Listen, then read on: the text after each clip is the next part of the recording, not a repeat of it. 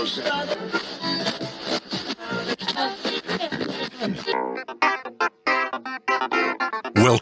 to the John Freakin' Muir Pod. Lace up those boots and sling on the pack for a romp through trails, short and long. With your host and Renaissance man, Doc. It's time to embrace the suck.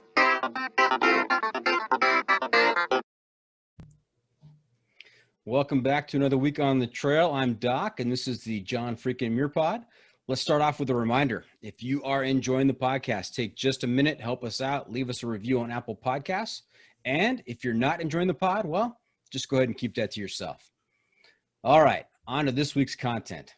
I know my hiking buddy and sometimes co-host Chopper has busted me on terminology before, saying that I always introduce episodes as a very special episode. But this week, guess what? We have a very special episode for our listeners, and I am probably underselling the special part here. This week, we are joined in studio by none other than ultra runner and extreme badass Jamil Coury. Back in 2015, Jamil hit the lottery and was accepted into 4 of the toughest 100-mile races out there: the Hurt 100, the Hard Rock 100, the Ultra Trail du Mont Blanc, and yes, the Barkley Marathons. He completed 3 of the 4 and came up just short in the Barkley with a 56-hour, 4-lap tap out. Welcome to the John Freakin' Muir Pod, Jamil. Thanks so much for having me. I'm excited. Awesome. So do you have any backpacking or through hiking in your past? I do. Well, I've been backpacking and hiking since I was a kid. I was in the Boy Scouts, so started in Tiger Cubs, went all the way up through Cub Scouts, Boy Scouts, Eagle Scouts, and I was even active as an adult leader for a few years as, you know, my dad was involved and my younger brothers and my cousins. So I've got a long history in the outdoors, all that kind of stuff. And then in terms of through hiking, I took on the Arizona Trail before it was officially completed. It was back in 2008. It was right after my first year out of college working as a tax accountant here in Phoenix. And I think it was the day after tax season was over and taxes were due. I was on the Mexico border ready to hike, and I through hiked the 800-mile long trail in 31 days, mostly solo. I had a few sections where my dad joined me and some friends, but mostly solo. And it was quite the experience. That is phenomenal. I knew you're an ultra runner, of course, but I didn't know you had the through hiking experience. So that is, double bonus for us here on the pod. Fantastic. And I asked because here on the podcast, we go strictly by trail name. So, Doc is not printed on my paycheck or on my driver's license. That's just my trail name. And I was wondering if in your through hiking experience, you also picked up a trail name. Funny enough, I did not. So yeah, I guess I have a little experience on the long trail, Appalachian Trail as well. I did all of the Appalachian Trail through Vermont, but back then, through hiking the Arizona Trail was not a thing like it is today. And it didn't have much of a culture or a lot of people. I think I saw 2 other people that were through hiking the whole time. Spent one night, I think, where I was next to someone else, and that was it. And like I said, the trail wasn't even completed. So at one section, I was just bushwhacking the Future Trail through the desert. There was just little reflectors attached to trees. Maybe not the smartest move, but I think it describes a little bit about who I am, possibly. So never had a trail name, but if I did have one today, it would probably be Jam Jam. That's kind of my internet name sometimes for some of my YouTube stuff. Jam. Yeah. Since you were so solitary out there, I mean, the tradition of the trail name is that you get it from somebody else. So I guess if there's nobody else around, it's tough to pick up a trail name. No one to give me a name. So yeah. Very good. Hey, have you listened to the podcast before? I think you did one with Michael Wardian, I believe. Yes, that's right. I think I did listen to that one. Okay. And I only ask because we have a regular feature on the podcast called the Pro Tip Insight of the Week. So I want to make sure you're aware of that. That is towards the end of the episode. I will turn to you and ask you, what is your Pro Tip Insight of the Week? What special tip, trick, insight can you share with our listeners to make their next outdoor adventure that much better? So don't be surprised when I turn to you. And sometimes it just comes from the free flow of conversation during the episode. Great. Okay. Hey, another feature we've been doing this season is the must bring gear review. So here's how it works. If you were to let a stranger pack your bag with pretty much generic gear for a multi-day hike, what is the one specific piece of gear that you would insist on being packed? And if you've got a particular brand for that specific piece of gear, even better. So Jam, what's your must bring piece of gear and why? For a backpack, multi-day backpack? Yes. Probably, maybe it would be a compass. I think that would be a good choice, just in terms of navigation, and it's kind of fitting with the Barkley too. But yeah, I would say a compass, and I think I'm using Sunto compass these days. Yeah, definitely for the Arizona trail before it was actually a trail, right? That come in very handy. And the Barkley, we're going to get into the Barkley because that's one of my obsessions, and I'm so happy to have you on to talk about that from your firsthand perspective. Absolutely. Okay. All right. So, hey, let's back up a little bit before we get to all the adventure, and let's talk about your background and growing up. I know you shared a little bit about being a Boy Scout and progressing through all the levels there, but what other hobby, where did you grow up? Big family? Did they, was it typical for them to spend a lot of time in the outdoors? And is that where you caught the bug for outdoor adventure? And how did you get into trail running? Yeah, I grew up in Phoenix, been here my whole life. And several generations have been here, and not a lot of people can say that. I guess a lot of people moved here since I was born, but yeah, I would say my initial introduction was probably through Boy Scouts, but quickly my whole family, participated as well, got into it, and so yeah, definitely going outdoors is part of my childhood growing up. So not only weekend trips with my local troop, but summer camps. So I started to hit up some of those in Arizona and then beyond, and started doing, trips to California. Emerald Bay on Catalina Island was amazing. And then Philmont Scout Ranch, which is a high adventure camp where they do longer backpacking trips into the backcountry. So you might do a 7-day trek, 100+ miles. And the first time I didn't go with my home troop. I went with another one. And so I was with a bunch of people I kind of didn't really know, and just backpacking all through the mountains in northern New Mexico. Great experience. And it really helped solidify my love for the outdoors and for traveling long distances outdoors. And that led me to trail running eventually. So I started running. I did a season of cross country, I think, in middle school. It didn't really stick, but then I rejoined track in college, or not in college, sorry, in high school. I tried out for the golf and soccer teams and didn't make them. I still wanted to participate in a high school sport. They don't cut people from track. At least they didn't in that day. And so if you show up, you're on the team. And so there I was. I became a runner. And the combination of running and then what I was doing backpacking with the scouts, I started to push the limits. I would get my gear list down, try and cut out and go as ultra light as possible.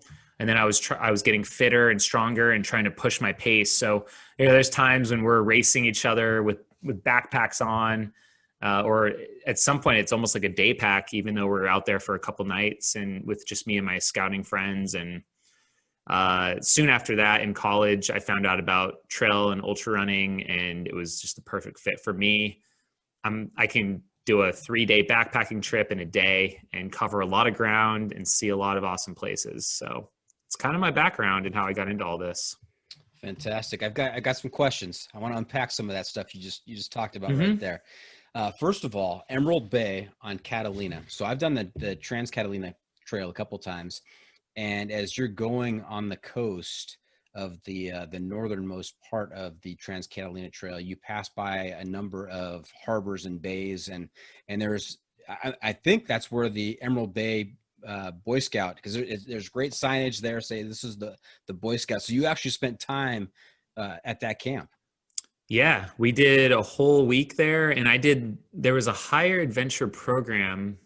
I think it was called Rugged E. It was like Rugged Emerald Bay. And I think the first day we had to do a mile swim across the bay in open water. Mm-hmm. And I didn't train swimming at all. And we just jump in the water and we go swim a mile. And it's like, welcome to the Rugged E program. And then it was such an amazing week. I mean, we did so many cool things. We did like a cross island overnight mountain biking trip where we had to pack everything, and I think we rode in towards one of the other harbors, and there was like a secondary outpost where we made camp. We did an overnight war canoe trip where we paddled these canoes with all of our gear into this other bay. We had to go like 10 or 12 miles. And then we did cliff jumping there. We did night kayaking where these fish are jumping over the kayaks. It was just awesome. I mean, that's what I loved about Scouts, is there was just so many like incredible experiences that I never would have been able to be part of without that program, and just gained so many great skills, life skills, outdoor skills that I think, if you didn't have that exposure, you just wouldn't be taught those things. That sounds phenomenal. Actually, I feel bad about myself just having, done the Trans-Catalina Trail and not any of those other activities. That's awesome. It's really great. I mean, they packed it in for sure. Yeah. And then let's go back to your high school experience. You got cut by soccer and by golf, of all things. Yep. Man, competitive sport. But you didn't give up. You put in for track. And were you a track star in high school? I wouldn't say the track star. No, I was, 5'11", 120 pounds, just a stick figure. Yeah, I don't know. I mean, I made varsity probably my junior, senior year of cross country. I think whenever the course in the cross country meets had more mountains or hills in it, I would do better, funny enough. But yeah, I was never winning all the meets, or I might've made state a couple times, like on cross country, but yeah, definitely wasn't a star. Didn't get any college offers to run with anyone.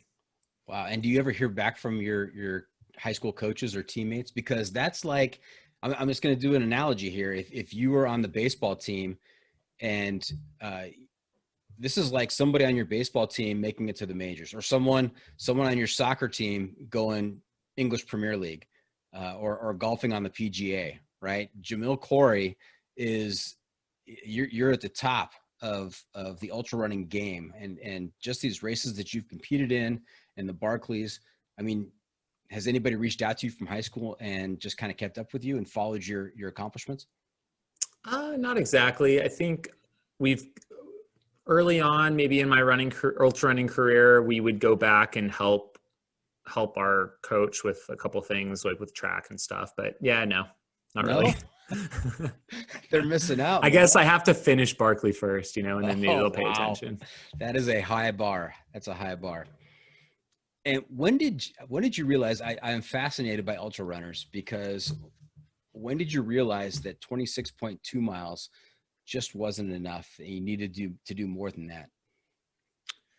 I didn't start with marathons really. I did one. It was a trail/road marathon. I just went straight from living my life and backpacking and doing all that kind of stuff, just straight into ultras and long distance trail running. There was really no progression. I never thought that I had a limit really, maybe just from my hiking and backpacking days.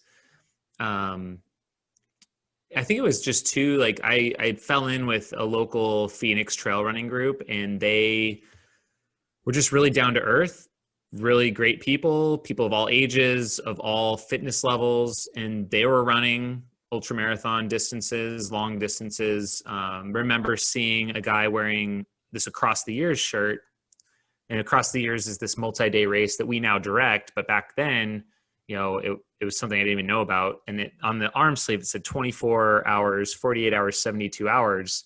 And it was like a running event. It said like run, walk, eat, nap. And I was like, it's weird. That sounds interesting. I'm going to go look this up on the internet. And yeah, I basically saw the guy's shirt and I looked it up and I was like, let's sign up for this. I was 20 years old. My brothers who were still in high school, they're like, yeah, let's sign up as well. So I went from running one marathon, 26.2, straight up to doing a 12-hour night race. And my brothers, I think the longest they had ever run is 13 miles. They also participated. This was 2005. And we all ran more or less 50 miles, ran and walked. We just absorbed what people were telling us. We were talking to all these guys that, like, at the time, they're kind of legends to us. You know, they had been doing this for a while, and they're telling us, hey, this is the strategy, you know, walk and eat every other lap and all these kinds of things. So we just didn't really know what we were doing, but we ended up running 50 miles overnight. It's awesome. Wow. And I heard the word lap. So. Oh yeah. It was on a 500-meter loop course. Oh. It was not a high school track. It was like around this guy's property. So he just built his own custom track with gravel, and we just did tons of loops. Wow. That's a lot of loops. Yes. that is it makes it very social though. And it makes it, you don't have to carry anything, which is awesome. And the aid station is every 500 meters. So if you forget something or you need a drink or grab some more snacks, it's right there. I mean, it's hard to argue with an event like that. It's really fun. And just, it's like a walking buffet. That's a fair point. I was going to say that's got to get pretty monotonous, but you bring up some very good points. It's not like the Moab 240 where the next aid station is a marathon away. So it does have some benefits. Yep. Very good. Very good. So let's talk about 2015 a little bit. You participated in something called Slam of the Damned. And I'm curious as to, is that your title that you gave to it, or is this kind of an official, well-known thing? Because I had not heard of that before. Yeah, I mean, slams, the Grand Slam is the 4 oldest 100-mile races. And I think they now let you pick 4 out of the 6 oldest.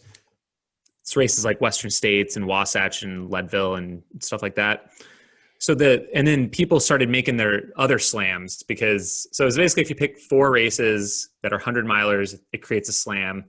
And it started getting kind of out of control where people are like, well, here's the Western Slam and the All-American Slam and the Rocky Mountain Slam and all kinds of things. It's cool though. It's a way to shoot for something big. The Grand Slam is like crazy achievement. It's 400-mile races in one summer. I've never done the Grand Slam or any slam before.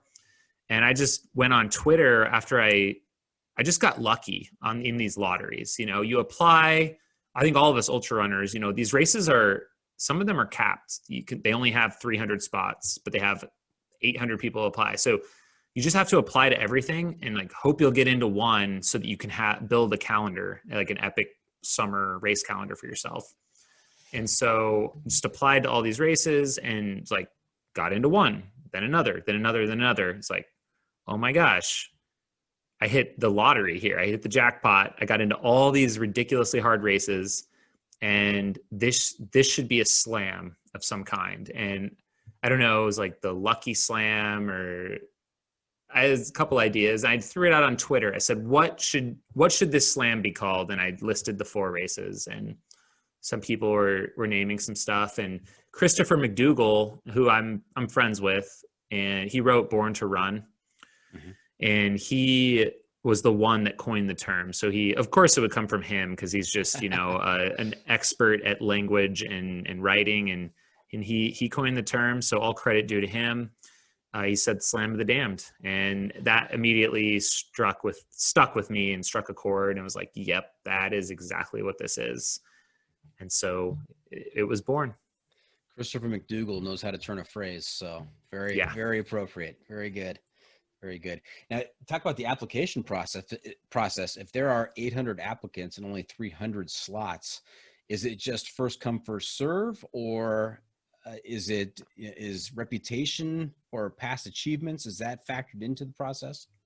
Yeah, and that was all hypothetical. I mean, each one is its own unique beast. So I think with Hurt 100, they award cola nuts, which is something that grows out on the islands there in Hawaii. And for different things, I don't even know, honestly, how they give them out. It might be because you do a lot for the race, or you volunteer with them a ton, or if you have a good result, you're like an elite athlete of some kind, you might get more of these nuts. in the bag that they pull from or something, more tickets, so to speak. And so, I honestly don't remember the process there, but I might've had a couple and got picked on that one. Barkley is, it's a secretive application process, and who knows how they pick there. You have to, infamously submit an essay on why you're allowed to run. And who knows if they just pull essays out of a hat or they look for a certain word count or a phrase. I don't know. But, I was able to, Barkley, I did run in 2014 and I got a fun run finish. And I had been working for years to build up my resume for the Barkley. I knew back in 2006-07 that I wanted to someday run the Barkley.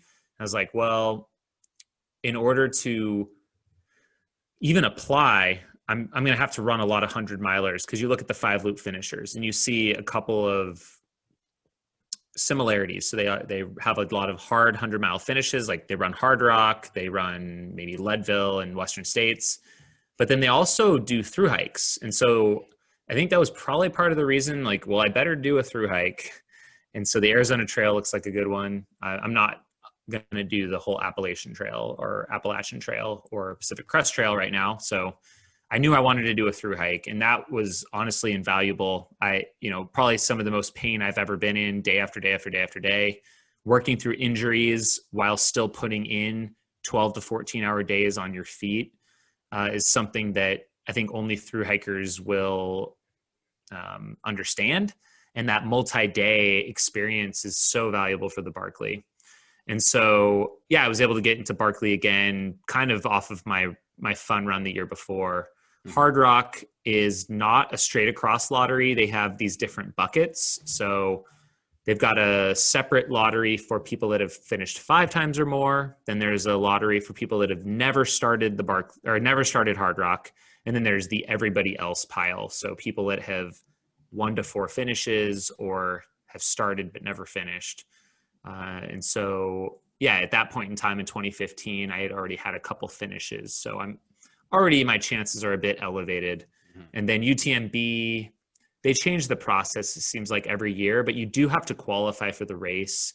You have to run a certain number of events at a certain difficulty level. They really want to make sure that people aren't showing up there and it's their first time, being out in the mountains in inclement weather, carrying gear on your back and kind of being self-sufficient. I mean, the international races are very different than here in the US, where a lot of times with an ultra marathon, we kind of handhold you a lot of the way. It's like you can have a pacer and we'll have drop bags all over the course for you. And we have aid stations every 4 miles. And out there, it's like you run UTMB, you get, I think it's 2 drop bags. It might even be 1 drop bag the whole race. And your crew is limited, and you're not pacers don't exist anywhere but the US. So you can't have a friend or someone else run with you on the course. They would have to be entered in the event. So very different over there. Sounds like you're very much on your own over there. Yeah, for sure. You have to be self-sufficient, and that's part of the point, really, is they have mandatory gear kits as well. So even a race like the Barkley, you are responsible for yourself, but you pick your own kit.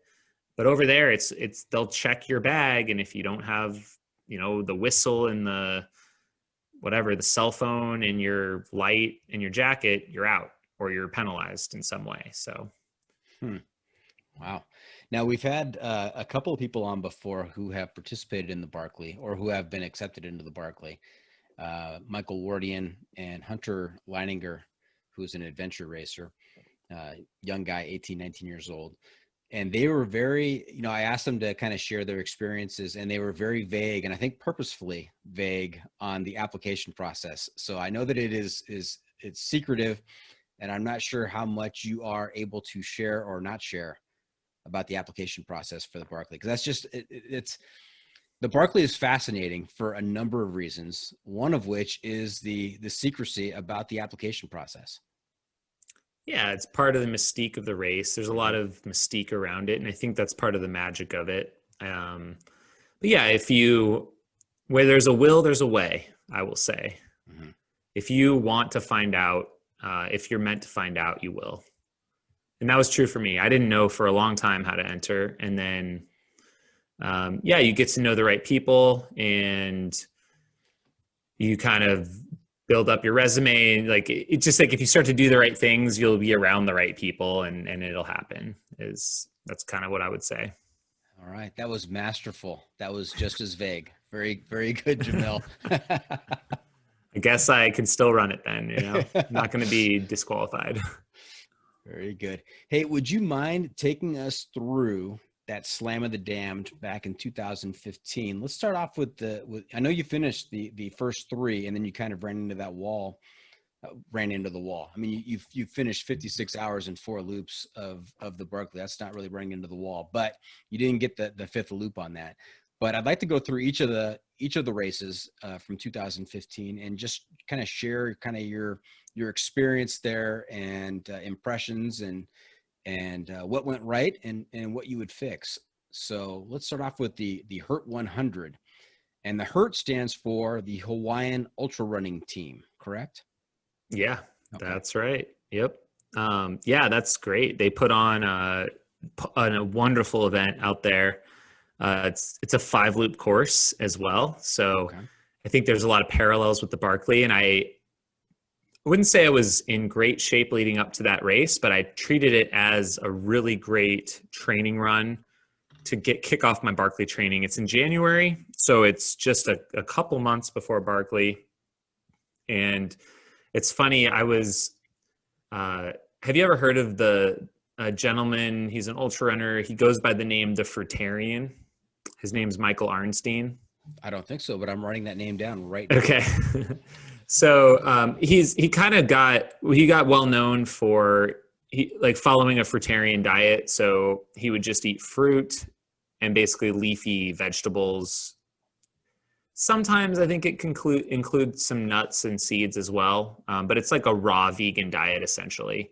And I was a little bit into that. I eat a plant-based diet now, but back then, like maybe like a decade ago, I was like trying this thing out, and mostly probably because of him. He was making these YouTube videos and just like having these like breakthrough performances at the marathon, like running like 2 hours, 28 minutes at the marathon, just like, espousing this diet is the way to go. So, and I'm by all means not espousing this diet. I think, fruits and vegetables are a huge part of a healthy diet, but I would say, do not do this. But anyways, like he was living in Hawaii at the time and I'm friends with him. And so I stayed with him before the race. And I think he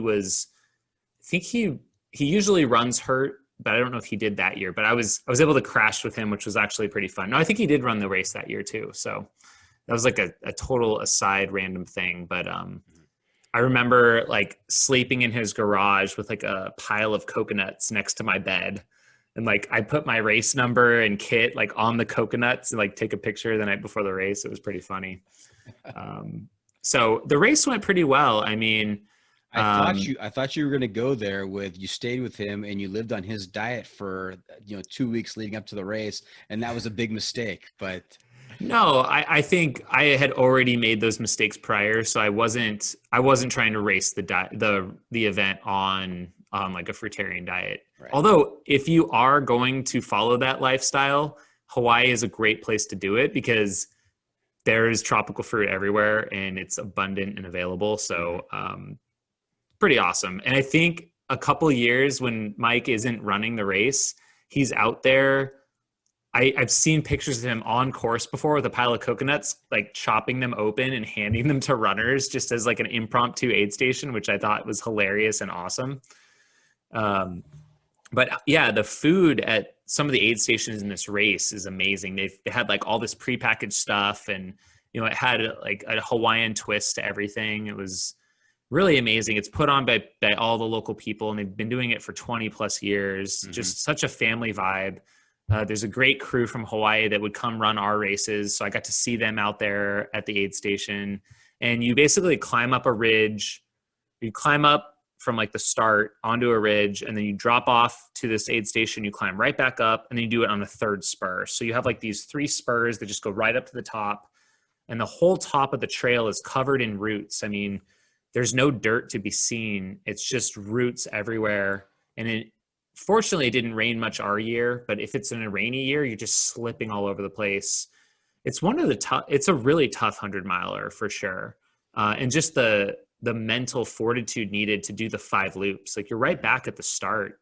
Your car is right over there. You don't have to keep going back out, but you mentally need to keep going back out. So I don't really remember. I didn't have like a phenomenal performance, but it was really, like I said, just a training race for me to get prepped for Barkley, to kick off my training. And I really wanted to go run the event and then not be totally destroyed afterwards. And I think I was able to continue training, maybe take a week down, and then I was able to go right back and ramp up training again. So that was the first one.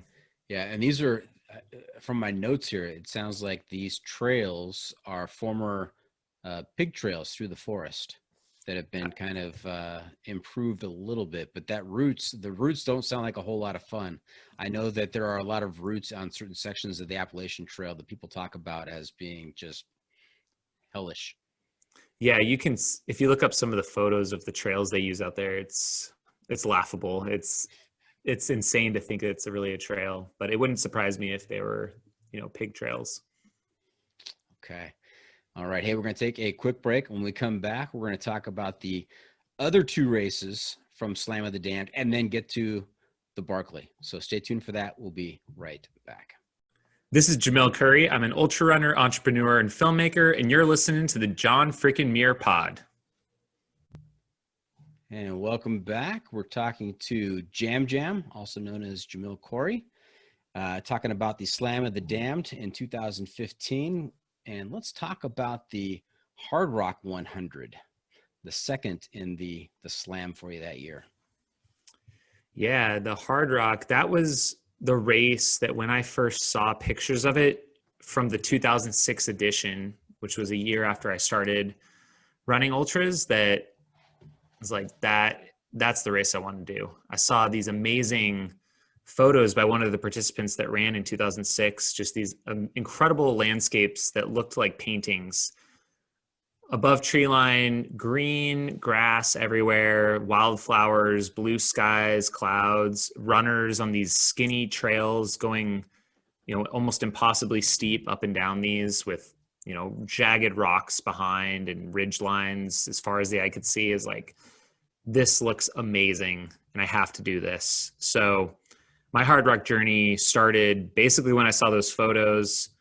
I went out to the race the next edition. I was volunteering and helping doing trail work.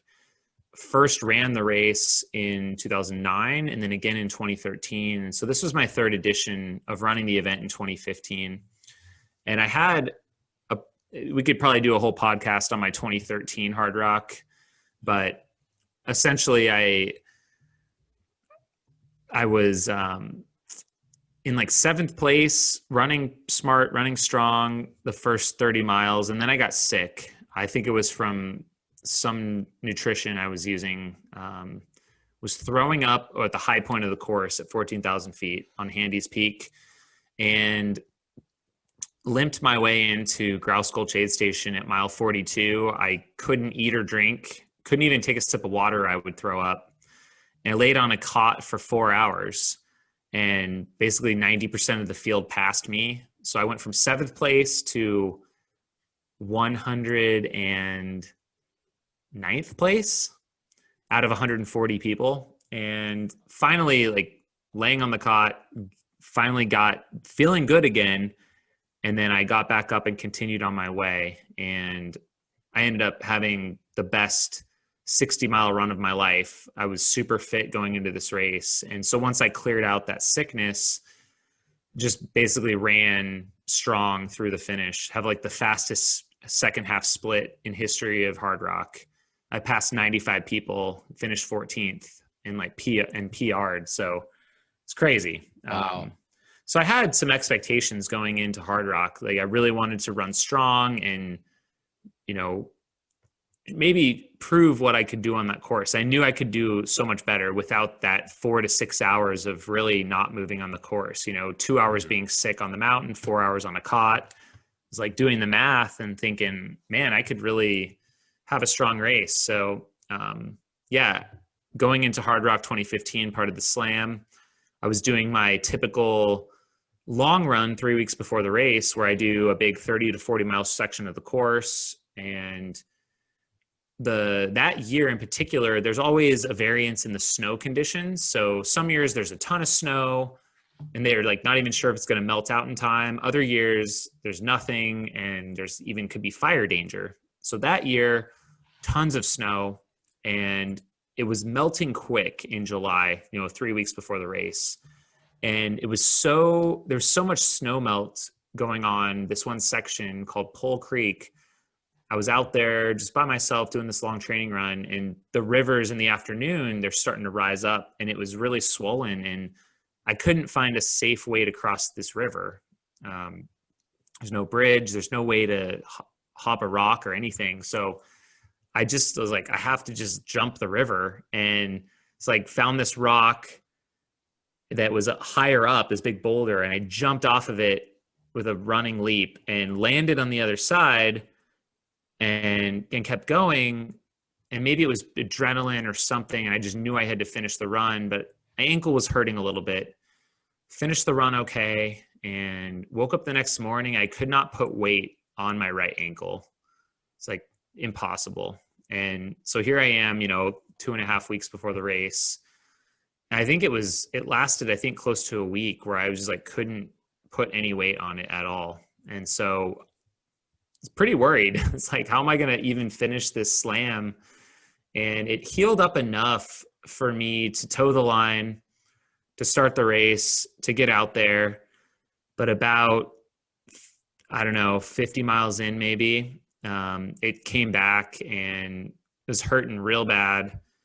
And so I couldn't run anymore. So I just had to hike it, and I was using my poles, and it was all taped up. I got to the finish line. It wasn't pretty. It's like my slowest hard rock ever. I think it was 36 hours, way, way below my expectations or where I wanted to be. But I got the finish done. So I don't know. That's kind of my 2015 hard rock in a nutshell. There's not a whole lot from the race itself, other than I just basically had to walk it in for a really long time. Couldn't run. What year was the sickness and then the PR on the last 60 miles? That was 2013. That was 2 years before. Yeah. Got it. Okay. Yeah. Hey, I am all in to see a documentary on that. That is a movie right there. So when is that being made? I mean, if there was only footage of it, right? Well, maybe we do fictionalized account. Who would play you in the movie? I don't know. No idea. Okay. All right. Let's go on to the Ultra Trail du Mont Blanc. That's over in Europe. Yeah. So my first time going over there. And so, yeah, this is not a lot of people will run hard rock and then even Western States and try and do UTMB, because it's not a whole lot of time in between these events. I think there's 6 weeks. So finished hard rock. I still have this kind of lingering ankle issue. And I ended up running another race in between because I felt like I needed a training run, I guess. I ran the Tushers 93K, which was this inaugural race in Utah. I somehow finished that and then went over there for UTMB. And I just remember I arrived into Chamonix after dark, got into my Airbnb, and like woke up in the morning and looked up. I was like this huge window in the bedroom I was staying in, and it's like Mont Blanc is right up there. And if you've never been out there before, it's like nothing else in the United States. Like there's nothing like that exists here, where you can be in this valley at 3,000 feet and look up at, I think Mont Blanc is like 16,000 feet. So it's like 13,000 feet above you is this peak of this mountain, and there's a glacier that extends like halfway down into the valley floor. It's unbelievable. And I still get kind of chills thinking about it, just from that first time being out there. So, and which country is this in? That's in France. But then you also the UTMB travels through France, then Italy, then Switzerland, and then you finish back in France. So you go around the Mont Blanc Massif. It takes 100 miles to run around this mountain, basically. Right. And it's a famous hiking trail, and it links up tons of amazing towns and villages along the way. that all have their own little flavor. So it's the biggest trail running festival in the world, and for a good reason. The setting is beautiful, unlike anywhere else, and there's just so many people. There's 10,000 runners, trail runners in a week out there that are competing. Not to mention all of everyone else who's out there cheering and supporting. And I mean, you feel like you are a professional athlete in the Olympics, even no matter what your pace is. There's people in every town cheering you on. It's really amazing experience. And the atmosphere there is so good. They really play up the theatrics of it. There's theme music that plays that gets you all emotional just listening to it. It's really, really awesome. If you ever get a chance to go over there, even just to witness it, I would say take the chance if you get it, post this era of things that's going on. So I've run the LA Marathon 3 times, and that in itself is a spectacle. I mean, that's just the number of people lining the streets and the bands playing and everything else they've got going on. Really, really cool. But what you've just described with Mont Blanc, it sounds exponentially more epic. That's I mean, very enticing. Maybe the feeling, and I've just run one big city road marathon, which was, I thought, an awesome experience, New York City. But it's like, take what you get from a big road marathon. Like, there is a level of, excitement just being with that many people doing the same thing. But imagine it for people that love trail running and ultra running and long distance hiking type of things and wilderness travel. It amplifies it to another level. I mean, it's like nothing in the US. Hard Rock is obviously awesome for that wilderness remote experience. Western States has its own thing, but UTMB is something different. Just on another level. Is it also a hiking trail? Yeah. The Tour, I forget what they call it. I think it's just the Tour du Mont Blanc. Like that started as that. I mean, it connects all these huts and villages and towns. So people would go and hike it. And I don't know, I guess even ultra runners will do it in like 3 to 4 days, and they'll stay in little villages along the way. But yeah, people will hike the whole trail in, I don't know how many days, maybe it's a week or longer, wine and cheese and stuff like that. Right. The European, whatever they do. European through hiking. Got it. Yeah. And so, like I was like, I'm doing here to do UTMB. It's probably a once in a lifetime experience for me, just to even get into the event. And so it's going to, toe the line and go for it. And, it ended up kind of being for me a similar experience to Hard Rock. I had a great run through Courmayeur in Italy, which is one of a couple major aid stations where your crew might be there to meet you, and you get a drop bag. It's like 40 miles in or so. And then I basically had to hike from there to the finish. So I think it was 37 hours for me. Couldn't run the second half of the race just because the carryover of the ankle from UTMB or from Hard Rock. So, but I'm just proud I didn't quit, and I just persevered and got through it, and I didn't suffer like any permanent damage from any of those runs. I've been able to do a lot since then. So I'm thankful for that. Right. Now, 37 hours, is there any sleep involved during that time period, or are you on your feet and moving for 37 hours?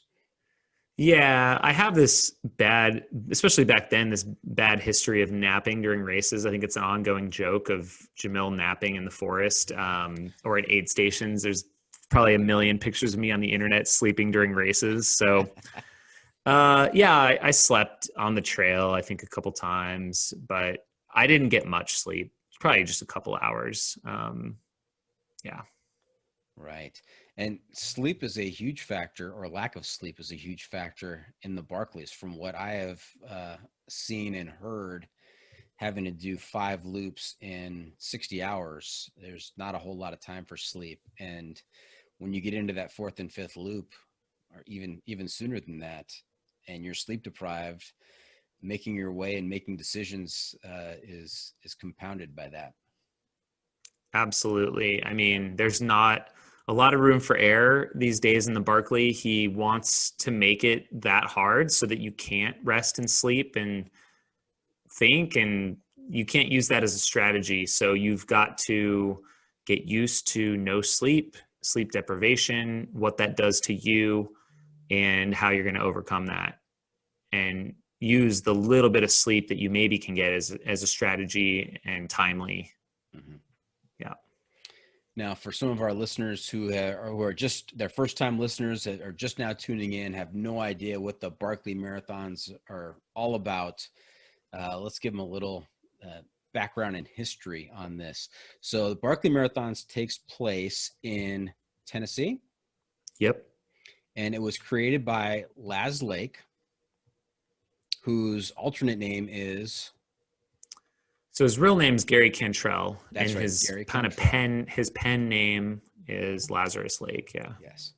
And so, well, he is himself an ultra runner, and growing up, or at some point in his history, James Earl Ray escaped from a prison in Tennessee and was gone. He was out for about 60 hours, and they found him just a few miles away from the prison. He was unable to make it too far. He was just exhausted by the terrain and everything else in his way.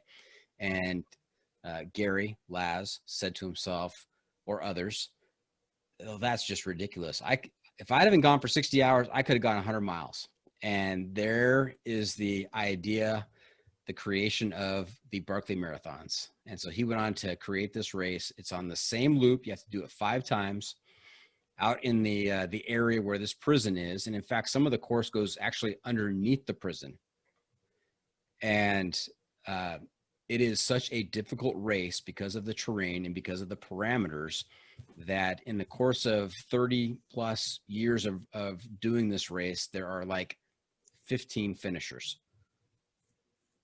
You nailed it. That's just insanity. That's insanity. Yeah.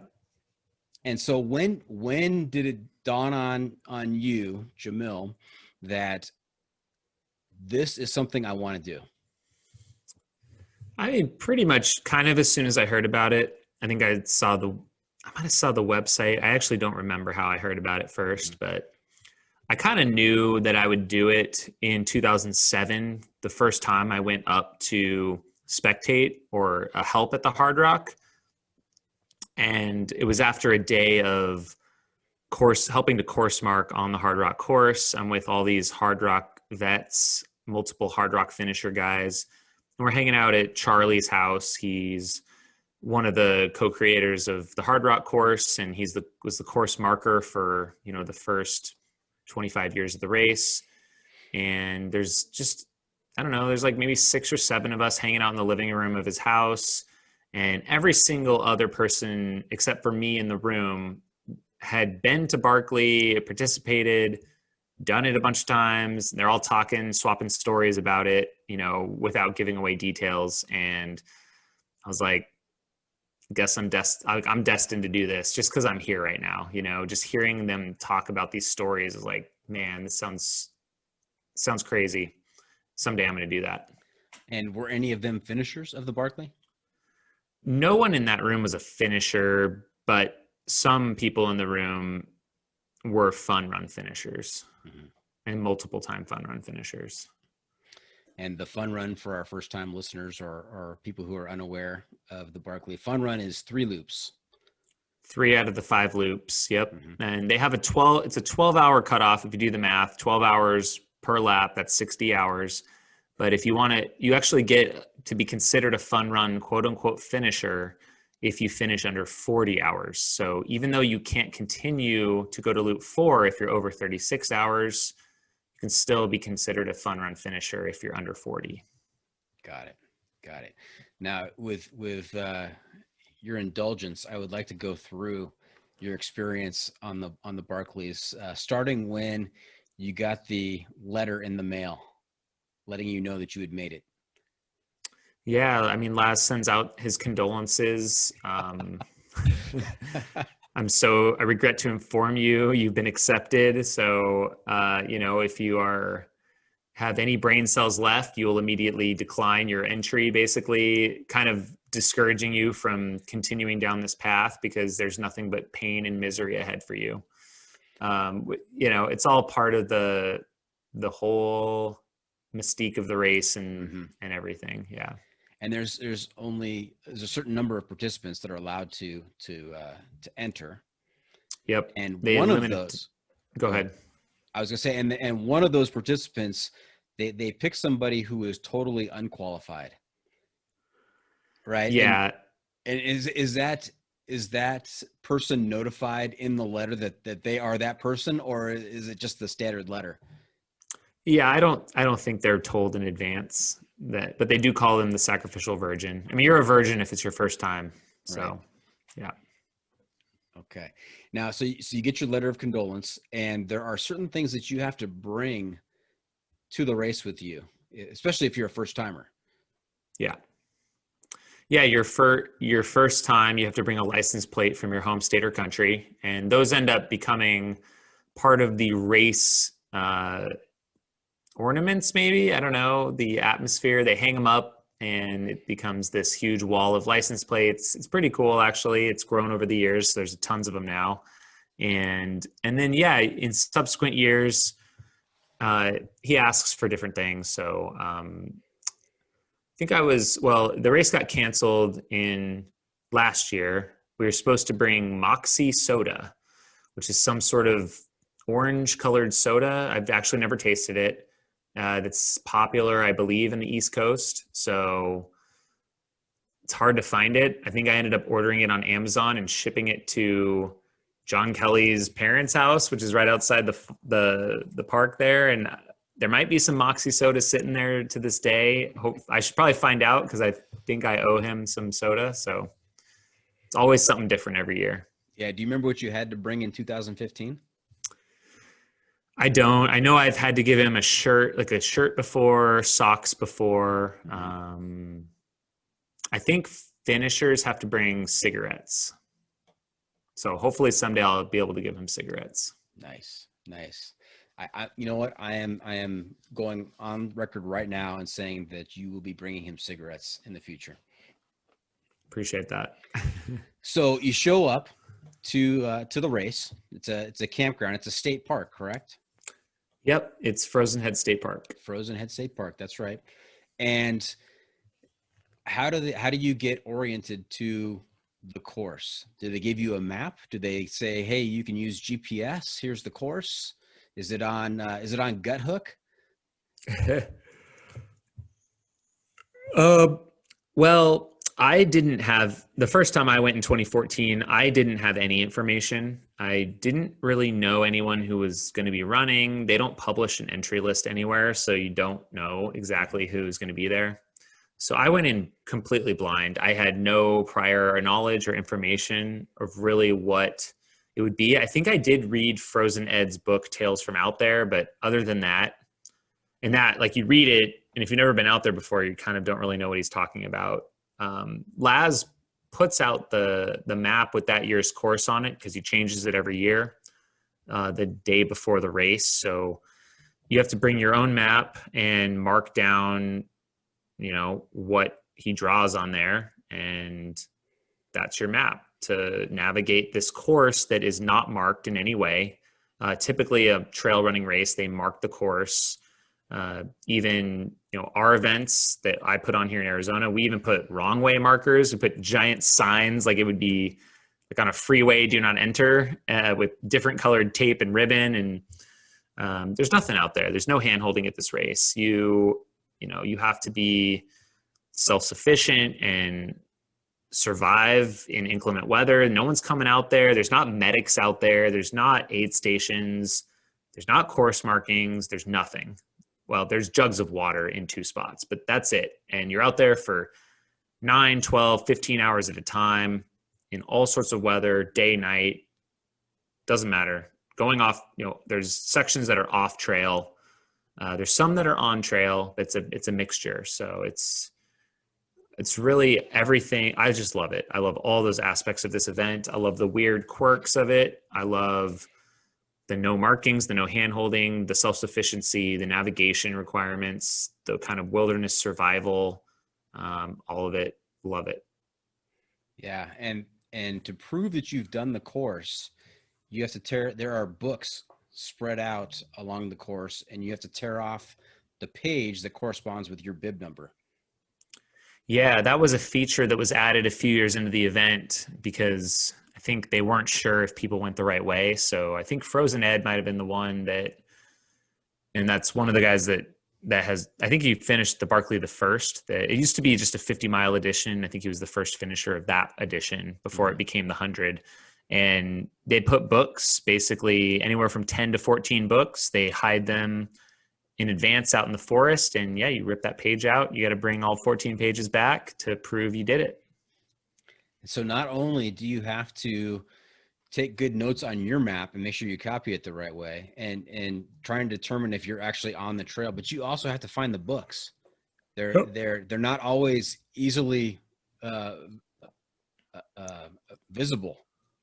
Definitely not. They're typically they're under a rock or in a hollow of some such and such tree. That's the two typical places there that it is. It's in a rock or a hole, or in a tree in a hole, hidden from sight.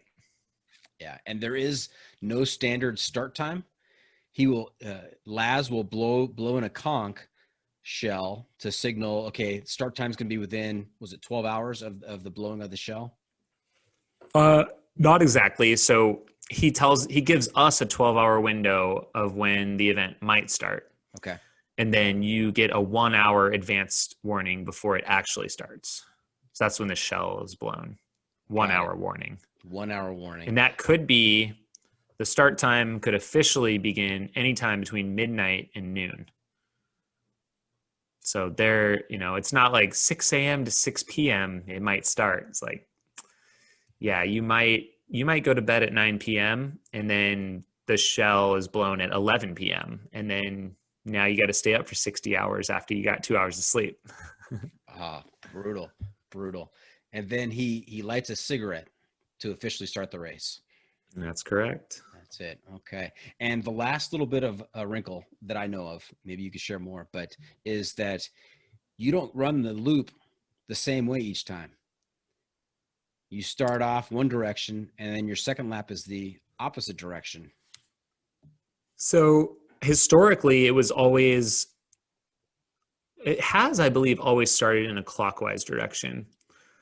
And typically it's been 2 clockwise loops in a row, then 2 counterclockwise loops in a row. So you kind of get more or less, I mean, if you started at midnight, you would mostly do your first lap in the dark, but a lot of times it's a good part of it's in the day. So you have a day loop, then you have a night loop, then you have a reverse day loop and a reverse night loop, and then fifth is your choice. But lately, he's been changing it up. So yeah, one year it was, clockwise then counter, then clockwise then counter, or clockwise. It's just, he mixes it up and you never know now. Again, he's never started it in the counterclockwise direction, but who knows? Like, this could be the year that he introduces that, and that maybe throws us for a loop. Yeah, with the length of the laps and the direction of the loops and the daytime and the nighttime, I mean, that is diabolical. That you're going through different parts of the course, or the same parts of the course at different times of the day, and trying to find your way. Your navigation skills have to be spot on.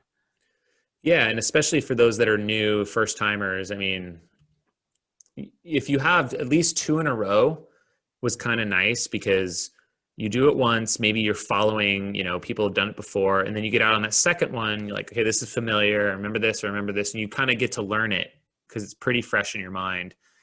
And then that is hard. It's hard to turn it the other way, because have you been looking behind you those previous loops? If you have, it's good because you get to kind of learn it from the opposite direction, but it's not as easy as you think following a course in reverse. It looks very different. But yeah, I mean, immediately turning us around, like if you do a daytime loop in one direction, you have to turn around and immediately do a nighttime loop opposite way. That's really hard, especially if you've never been out there before. Very challenging. Not to mention the weather, which we haven't talked about much yet. We have not. Let's talk about that a little bit. How was the weather in 2015? I'm trying to even think. All the years start to blur together. I've now have 5 attempts, but I mean, there's always going to be rain and mud at some point. I think I do remember the one thing that stands out for me was loop 2 at night.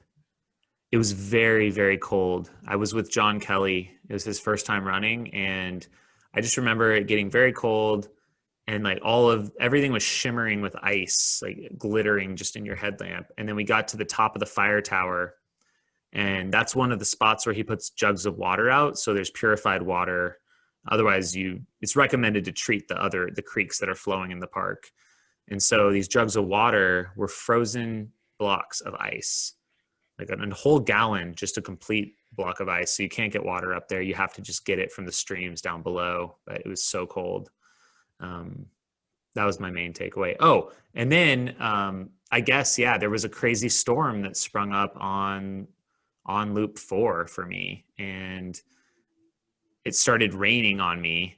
And I was so tired that I laid on this big stump just being poured on in the rain. I didn't even care because I was so tired.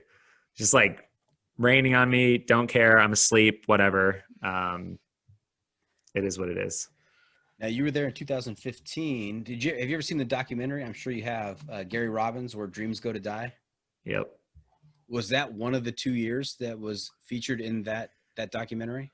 No, 2015 was the year before that. So 2016 was his first year. And then 2017, and I skipped 2016, but I was back in 2017, the year of the epic 6-second failure. Spoiler alert, in case anybody watches the documentary. So if I go back and watch Where Dreams Go to Die, am I going to see any footage of Jamil out there? I think I'm in there for that second year, 2017. You'll see me at the start, I think. Nice. Okay. Hey, we're going to take another quick break. And when we come back, I want to get down to some nitty gritty details of the actual race itself. And then we'll talk about what's coming up this year in Slam of the Damned Part 2 for Jamil. So stay tuned for that. We'll be right back. All right. Welcome back. Jamil, let's get to the nitty gritty of your 2015 Barkley Marathon attempt. So the horn blows, he lights a cigarette, and you guys are off. How does it go? What are the things that really stand out in your mind from those 4 loops? And I certainly want to hear about how it all ends up with you finishing the 4th loop and coming up a little bit short. So. Yeah. Again, it's kind of fuzzy, but I'll do my best.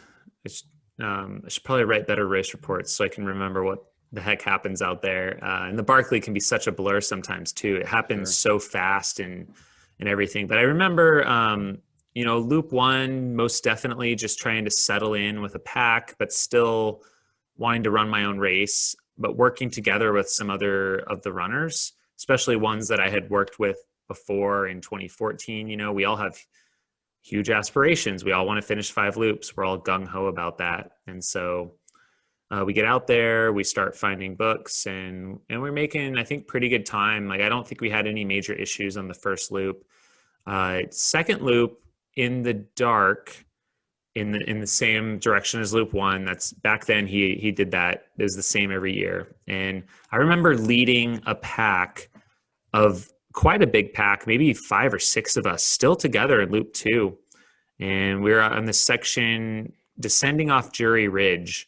And I think I had nailed this in 2014 and then even the first loop in 2015. So I was feeling very confident. Start running down, like maybe even like a little cocky, like, oh man, I'm going to lead this charge. I'm going to show them that I'm like master navigator. Totally looped too far to the left, didn't check my bearing.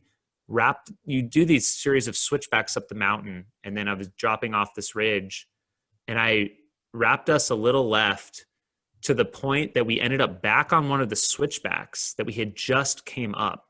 And we had to redo like the 3 or 4 or 5 switchbacks to get back up to the same exact spot to drop off the ridge again. I remember being so embarrassed and mad at myself that I just, once I got back on the right track, I just took off. And I think everyone kind of ended up keeping together to that next book. I really took off after the next book. Like once we successfully got to it, I was just embarrassed. I was like, I want to just get away from everyone. So I just started charging up this hill called Hillpocalypse and basically left everyone in the dust except for one guy, and that was John Kelly. So just burned out the whole pack. It's like, I don't want to ruin their race anymore, and just wanted to get away from everyone. So that was like the initial memory from like the first couple loops. And then it was probably good because it did separate from this big pack. And sometimes if those people had not been with me and following me in this big pack, they wouldn't have gone off as much, right? They would have probably thought for themselves and been more deliberate. And so I think the pack mentality, it becomes a group think sometimes, and you do things that you wouldn't do if you're thinking more for yourself. So it's a good Barkley lesson, I think, to remember. And, probably because I had so many people following me, I had this extra added pressure that I wouldn't have if I was by myself. So essentially from there, John Kelly and we partnered up, and that's when we were going through that really cold night. And we ended up running loop 3 together. And at some point, this was John's first ultra marathon, which is kind of crazy to think about now because he's so accomplished and has done so much, like so many more things than I have even at this point, I feel like. But yeah, it was his first ultra. He's the local guy from down the street. Didn't really know what he was doing. Your first ultra being the Barkley Marathons. That's like your first overnight hike being the PCT. Yeah, exactly. That's crazy. But he ran marathons and stuff. So, and did triathletes and Ironman. So it wasn't, but still, it was a new thing for him. And so about halfway through that third lap, we're running together, and he's got kind of, I think I remember him having a little bit of a negative attitude, or he was just in a low spot, and just like taking more time with breaks. Like when we go to a book, sit down. It's like, I'm kind of feeling a little bit antsy. I need to go. If we don't get going and pick up our pace, we're not going to be able to get into camp with our fun run done with enough time to maybe sleep and get out on 4. And I'm like, there's no chance at 5 loops if I don't go. So at some point I flipped the switch, maybe with 3 or 4 books to go. And I just started running as hard as I could. I felt great. So I was like running hard, and John was sticking with me, but he now no longer had time to take those stop breaks and to eat and take care of himself. He was just trying to hang on to me. It's his first time out there. So I remember getting the final book on that loop, and then I just took off, and I figured at this point he could find his way back to camp. So I just got to go.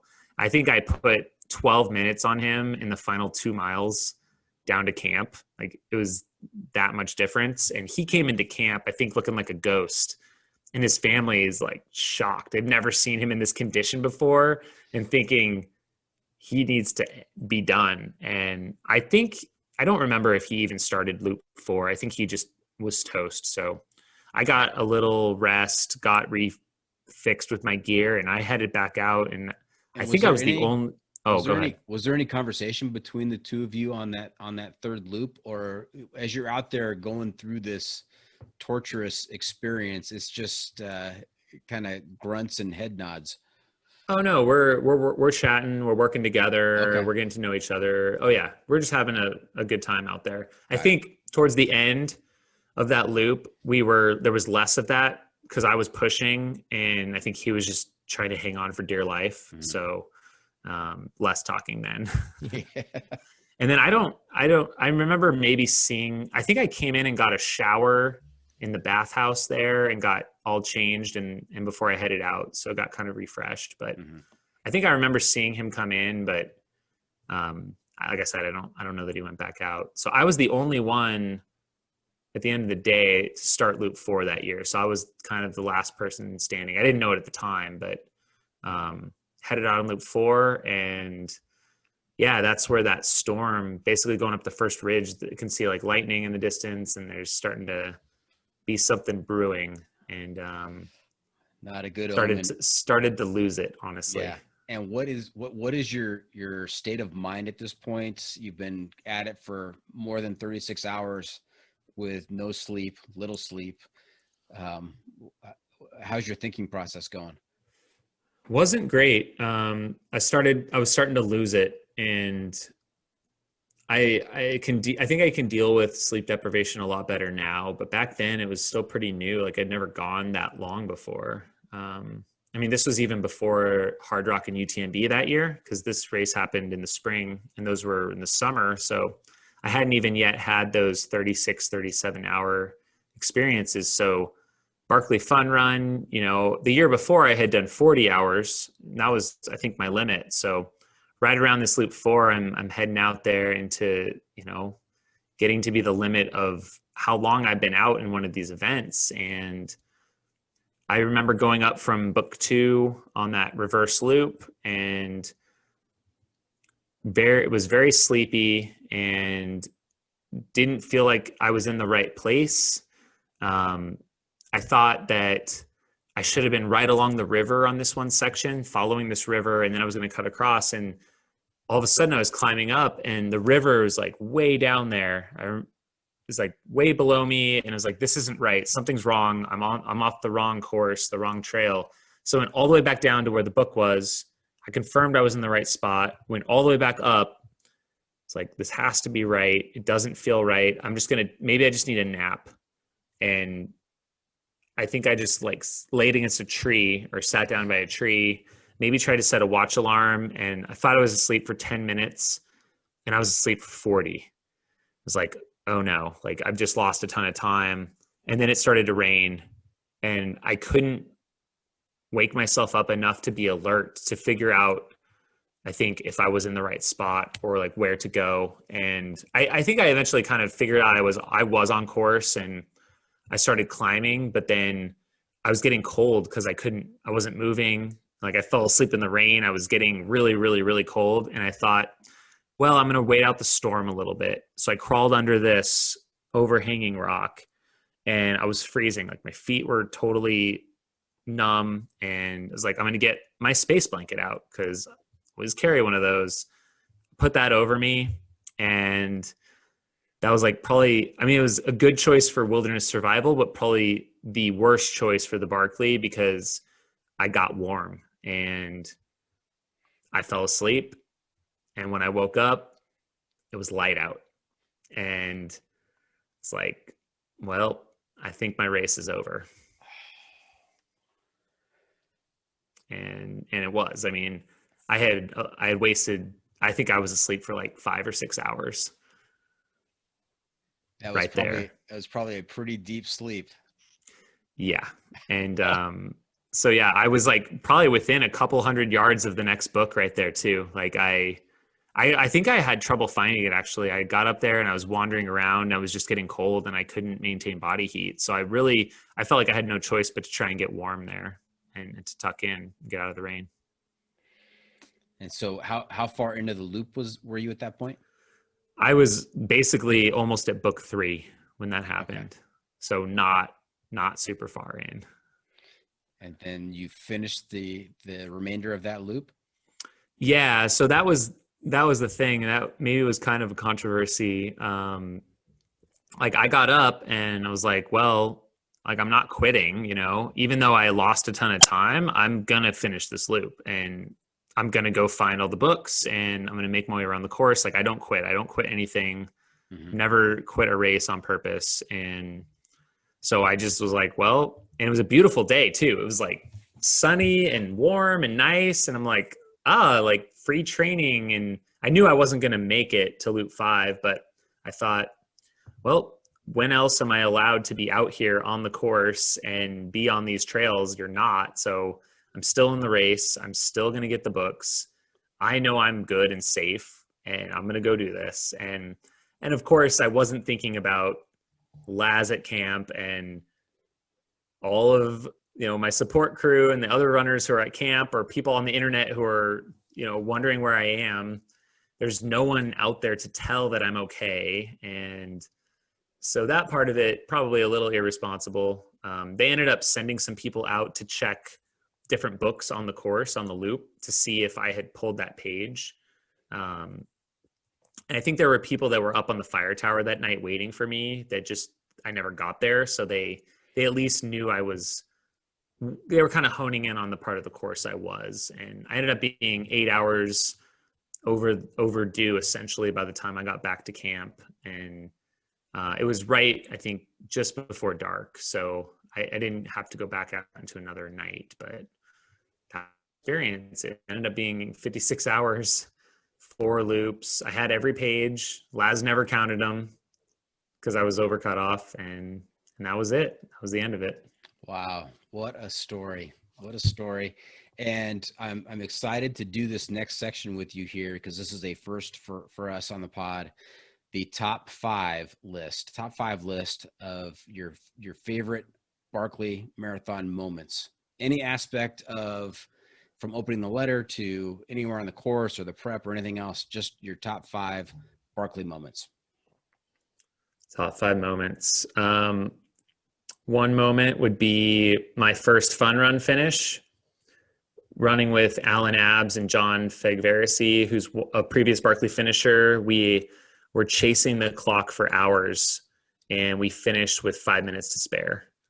It's like such a moment for me, for sure.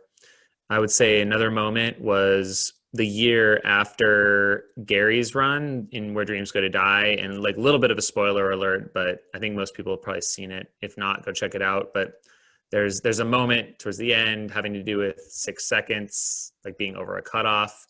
And the next year, I was with Gary when we got to book 2 on the course, and I happened to be filming that year because Gary needed people to carry GoPros because some media company was doing a documentary.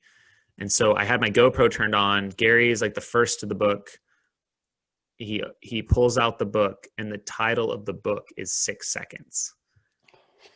And I caught that on film. So like that was an unbelievable Barkley moment to capture on film that I'm very proud of. That was a moment. I would say probably like just Barkley boot camps in general is a moment for me. Just going out there, I call it Barkley boot camp. It's going out about a month in advance of the race and training out there on course.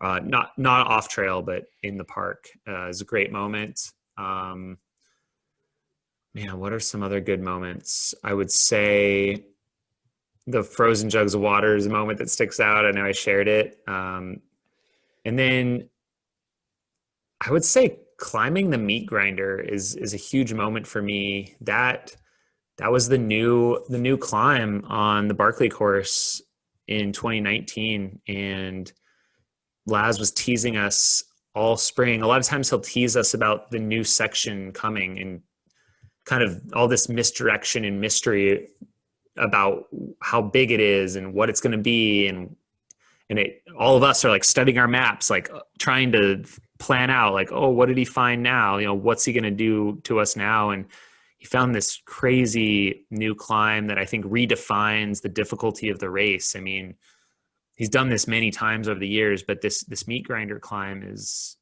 extremely challenging and long. And it puts these other climbs that I thought were really tough when he added them back in the day just look like a bunny hill.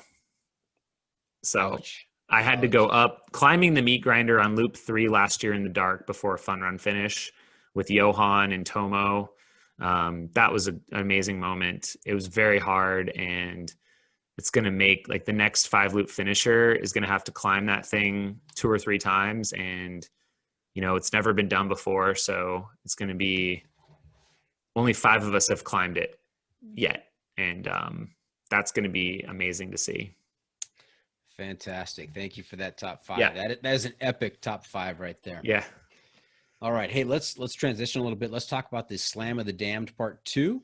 Yeah. 2021 edition. You were able to get into some similar races with similar difficulty. The Hard Rock again, Mont Blanc again.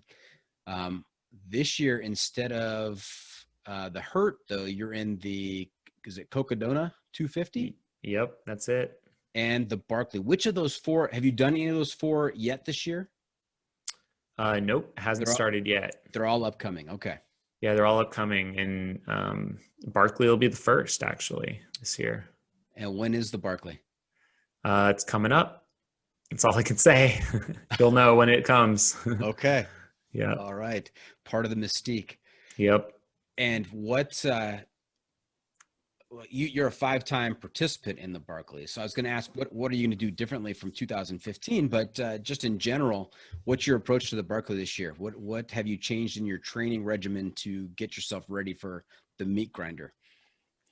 Yeah. Well, and number one, I'm more experienced in general. So I've got like 15 loops on the course now. Compared to 2015, I just had 3.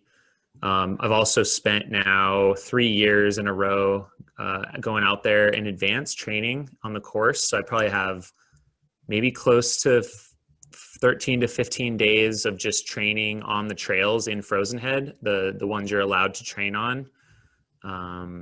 You can't train off trail in the park. It's just, if you do it, and they finds out, you'll be banned from the event. So I think that's a huge thing. I got a late start to my training this year. I had a bit of an injury in the fall, but I just put in a really big block this last week, bigger than I've ever done in a week before. So I'm trying to keep my mileage high. So not just do only vert or only hiking, but I'm also trying to run legitimate miles. So I build fitness. And so that's probably different than 2015. I didn't really know how much to train for it in 2015. So we'll see. We'll see if it's enough. Like I said, I feel like I got started late, so I'm playing a bit of catch up. Hopefully the body holds up and we can get, a little bit more training in here. Okay. And if it's this year, if it's a future year that you send Laz his cigarettes, will you come back on the pod and talk to us about that experience? Absolutely. I'd love to. Fantastic. Now, there are no international competitors this year for the Barkley. Is that correct? Yeah. I mean, again, I'm not exactly sure who's in the race, but I believe it's almost impossible for them to get here. Yeah. So there might be at least one, like an international kind of that lives in the US. So I don't know if you'd probably still consider them an international competitor if they're, from a different country, but have been residing here. Mm-hmm. Kind of goes both ways, but right. Could be considered. But yeah, we're not going to be seeing, I think some people have announced like the typical international entrants like Gary Robbins and Carol Saab, did really well last year. They've kind of announced they're not coming. So those are the only ones we're sure of. Yeah, I saw that on Gary Robbins' Instagram feed that he made the official announcement not that long ago that he would not be competing. I wasn't sure if it was because of injury or what was going on with him. I think it was the travel and just the restrictions. I think if he did come to the US and he'd have to quarantine under his own expense to go back to Canada, and then if he did somehow contract COVID here, he would have to quarantine here. He wouldn't be allowed to board the plane to Canada. So he'd have to wait 10 days, 2 weeks away from his family, away from his job and business, all on his own dime, just to sit in a hotel and quarantine. Right. And potentially if he had adverse effects, then he's in the US healthcare system. So who knows his medical coverage here and how that works. So I think, there's a lot to it. Got it. All right. Hey, let's switch to something that you are really involved in and are the founder. Is it Ara Vipa Running? Yeah. Can you tell us a little bit about that? Yeah, that's our trail running events business, and I got into that. Directed my first event in 2008. It was the Javelina 100, and from there we grew. That was after my Arizona Trail thru hike. So I basically never went back to my tax job I mentioned earlier. Instead, I focused on directing this one race, and from there grew a whole kind of community of events here in Arizona. Surrounded trail and ultra running, what I love to do. And yeah, we now put on something like 40 events annually between trail running events and mountain biking events. And it's a good time. Fantastic. I was going to ask earlier how you balanced your tax accounting job against all the training that has to go into preparing for these races, but it sounds like you left that in the rearview mirror quite a while ago. Yeah, it was just one season of that for me. Just one season, and that was enough, right? Yeah, and I mean, it was a temporary thing for me. I'd always wanted to own my own business. I come from a family of entrepreneurial people, and so it was never a question that I would not do that. I think it's in my blood. I have to do it. And it just was a matter of time before I figured out what I wanted to do. Mm-hmm. Okay. Very good. And so you're able to support all of your adventures and your lifestyle through Aravipa running and sponsorships? Yeah, I mean, primarily through my business, Okay. for sure. I do have, some support from some brands, primarily Solomon, for shoes and gear. I get a lot of advanced shoe models, which is awesome. And then I also do some filming for them and some media coverage for Solomon as well. So that's the other thing I love to do is I love filming other people, telling and sharing their stories. Really, my whole goal is, I love this sport and what it's done for my life and getting in the outdoors. And I want to share that with people, inspire people to give it a try, give it a shot. And so any way I can do that, I feel very fulfilled doing that. Okay. I was going to ask what's next for Jam Jam, but it sounds like Slam of the Dam 2 is what's next for Jam Jam. That's the focus of the year. Yep. Okay. What is the time interval between the 4 events? Yeah. So, we're going to have, not a lot of time, probably like 6 weeks on average, I think, between most of them. We're coming up. Barkley always falls right around April Fool's weekend historically. It's always kind of plus or minus that time frame. So I can say that much. If you go back and look at the dates, you can see that. Mm-hmm. And then May 3rd through the 8th is Cocodona 250. And it's the inaugural year of that race. And it's a race I created. So it's kind of wild. Like, had this vision for this event. I hired someone to help produce the event this year and the rest of our team. And I'm going to toe the line and it's now part of the series. So I figure, Hurt didn't happen this year. And it honestly wasn't even on my radar. This kind of all came together in the last month or so when I got into UTMB. And after Cocodona, that'll be May 3rd. For me, it'll hopefully be less than 5-day cutoff. Hoping to finish faster than that. But Hard Rock will be in mid to late July, around July 20th. And then, so I'll have the most time there. And then UTMB is the end of August. So we're talking 5 weeks between Hard Rock and UTMB this year. Wow. Now the Cocodona 250, that's 250 miles. That's correct. Is it loops or is it a straight line? It's a straight line. Yeah. Point to point event. And it starts in Black Canyon City, Rock Springs, just north of Phoenix, and it travels through a diverse ecosystem. So you're in the desert on the Black Canyon Trail. You climb up to the town of Crown King. It's one of the oldest saloons in Arizona, the Crown King Saloon. It's like over 100 years old. So you can take a shot of whiskey if you want. I was going to ask. Yeah, good. You're on your way towards Prescott, Arizona. You're crossing the Bradshaw Mountains and a range that not a lot of people have crossed on foot before. Prescott is an awesome town. It's right around a mile high, 5,200 feet, and they've got Whiskey Row. So there's even more going on there. There's a lot of bars and really it was actually, I think, the first territorial capital of Arizona. So there's a ton of history on this course. After that, you're crossing Fain Ranch, which is this really large family ranch land. There's pronghorn antelope and cattle roaming all over the place. It's high desert grasslands. And then you have to cross another big mountain range, Mingus Mountain. You'll drop through the arts community town of Jerome. It's an old mining town that's clinging to the side of this cliff.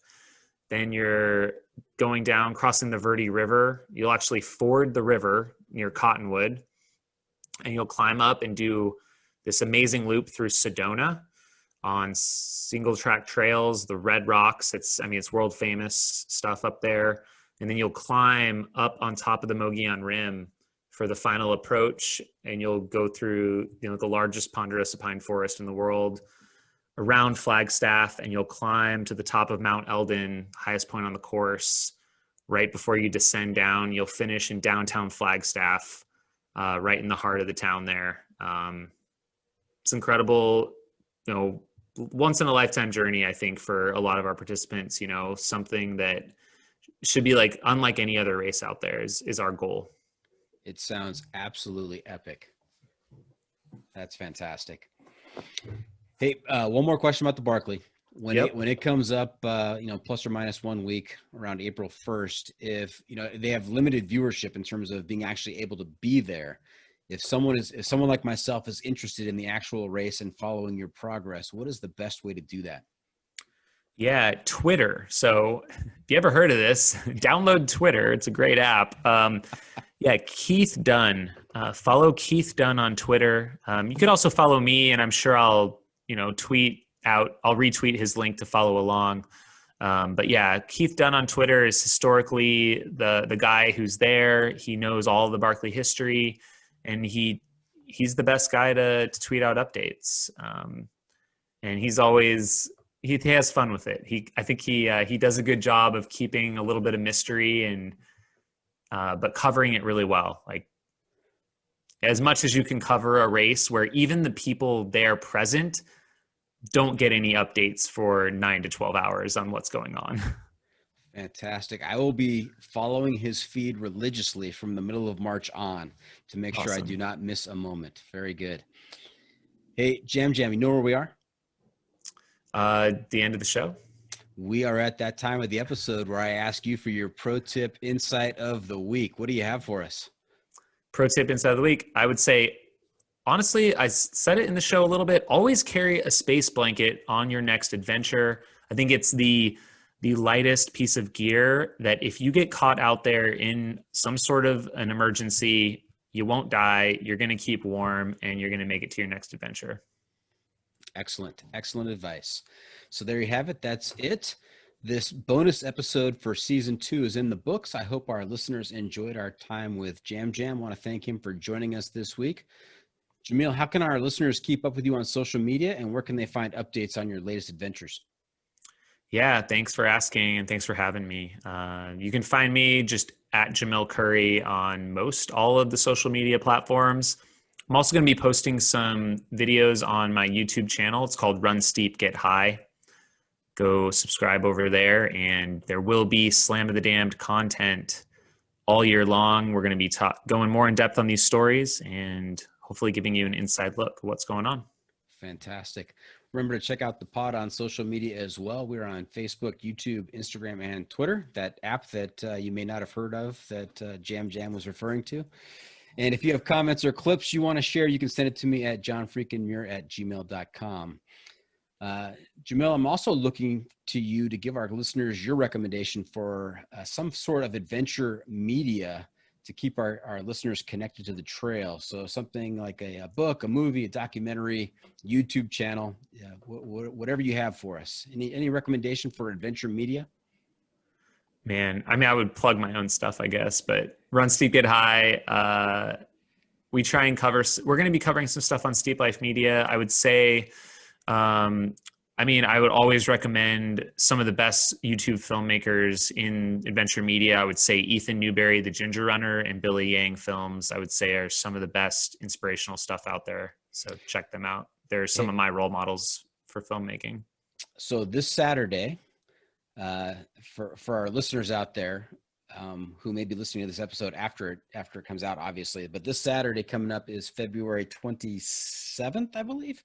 And that episode on the John Freakin' Muir podcast is Billy Yang, along with Gabby and Elon from his trip on the John Muir Trail. It is a fantastic episode, and he is very entertaining. That's awesome. Yep. All right. That is a wrap from the John Freakin' Muir studio. Any shout outs to friends or family, Jamil? Shout out to my son, Taggart.